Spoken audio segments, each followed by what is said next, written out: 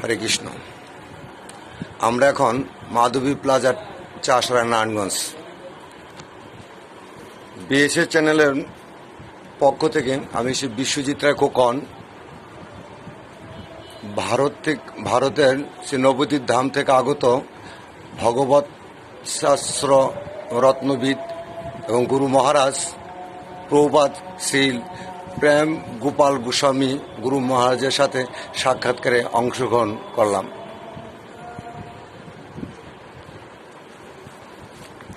আচ্ছা গুরু মহারাজ, আপনার পরিচিতি ও জীবনী বিবরণ দিলে একটু সুন্দর হতো।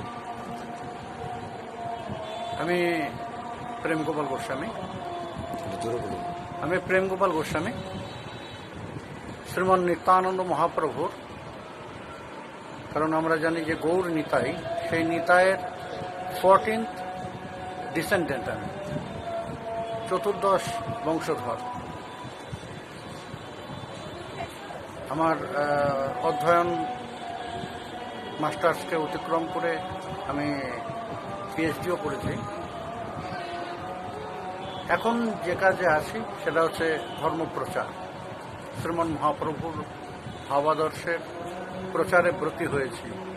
বিশ্বব্যাপী বিশ্বের বিভিন্ন স্থানে আমি এখন প্রচার করে বেড়াই, যেমন Europe, Russia, America, Canada, Australia, এই সমস্ত জায়গায় আমি পরিভ্রমণ করে ধর্মপ্রচার করে থাকি। আচ্ছা গুরু মহারাজ, আপনার শিষ্য ভক্তগণের উদ্দেশ্যে কিছু কথা বলুন।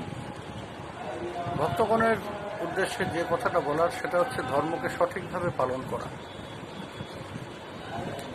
সঠিকভাবে বলতে যাতে সেই ধর্মের কোনো বিভ্রান্তি আরেকজনের ক্ষতির কারণ না হয়, সেটাই। বিএসএ চ্যানেলের সম্পর্কে এবং ধর্মীয় অনুষ্ঠান সম্প্রচার করার জন্য উক্ত চ্যানেলকে শুভেচ্ছা ও অভিনন্দন দিয়ে কিছু কথা বলুন। অবশ্যই বিএসএ চ্যানেলকে আমার অনন্ত শুভেচ্ছা জানাই। তাদের এই উদ্যোগকে আমি সাধুবাদ জানাই। এমনভাবে ধর্মের প্রচার করা এবং ধর্মের বিষয়ে সঠিক তথ্যের পরিবেশন করা, এটা জনগণের জন্য বিশেষ দরকার, বিশেষ উপকারী।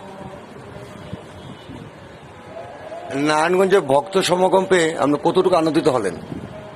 নারায়ণগঞ্জে আমি 1998 থেকে আসছি এবং প্রতিবারই এখানে ভক্ত সমাগম, কখনো বিভিন্ন মন্দিরে এখানে অনুষ্ঠান করেছি এবং বিভিন্ন মন্দিরে যখনই অনুষ্ঠান করেছি তখনই বিপুল ভক্ত সমাগম দেখেছি এবং তাদের উৎসাহ, তাদের ভাগবতী কথা, গৌর কথা, গোবিন্দ কথা শোনার যে আগ্রহ, তা দেখে আমি খুবই আপ্লুত এবং খুবই আনন্দিত। দেশ জাতি ও মানব জাতির জন্য কিছু বলেন। মানব জাতি যদি তাদের সঠিক মানবিকতা, ধর্মকে সঙ্গে নিয়ে চলে, তাহলে দেশের মধ্যে হানাহানি বা বিভেদের কোনো স্থান থাকে না। যখন একটি জাতি সঠিকভাবে তার ধর্মাচরণে প্রবৃত্ত হয়, তখনই একটা দেশ সুন্দর এবং সুগঠিত হয়। আমি সকলকে সেই কথাই বলবো যে মানব ধর্মকে পালন করে চলার জন্য। সনাতনী যুব সমাজের জন্য কিছু বলেন। যুব সমাজের উদ্দেশ্যেও একই বিষয় আমি উপদেশ করব, অনুরোধ করব। কারণ যুব সমাজ হচ্ছে ভবিষ্যৎ। বর্তমানে যারা একটা দেশ, এই পৃথিবী, সমস্ত এই বিশ্বমণ্ডলকে পরিচালনা করছেন, এদের পরে এই যুব সমাজকে সেই দেশের দায়িত্ব, দেশের কাণ্ডারি হতে হবে, ভবিষ্যৎকে পথ দেখাতে হবে। সুতরাং তাদের একটি সিদ্ধান্ত, তাদের একটি চিন্তাধারা খুব সচেতনভাবে গ্রহণ করা উচিত, যাতে সেটি ভবিষ্যতের জন্য ক্ষতিকারক না হয়। সনাতনী মাতৃজাতির জন্য কিছু বলুন। মাতৃশক্তিকে নিয়ে তো বলার কিছু নেই। মাতৃশক্তি তো আমাদের মূল শক্তি।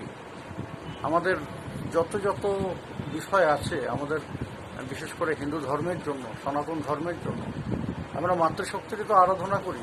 শক্তির জন্য দেবী দুর্গা, বিদ্যার জন্য দেবী সরস্বতী, ধনের জন্য দেবী লক্ষ্মী। সুতরাং আমরা মাতৃশক্তিরই তো আরাধনা করি। সেই মাতৃশক্তি নিজেদের শক্তিকে অনুভব করুন, তাদের সামর্থ্যকে অনুভব করুন। এই দেশের বর্তমান যুগে বিশেষ প্রয়োজন।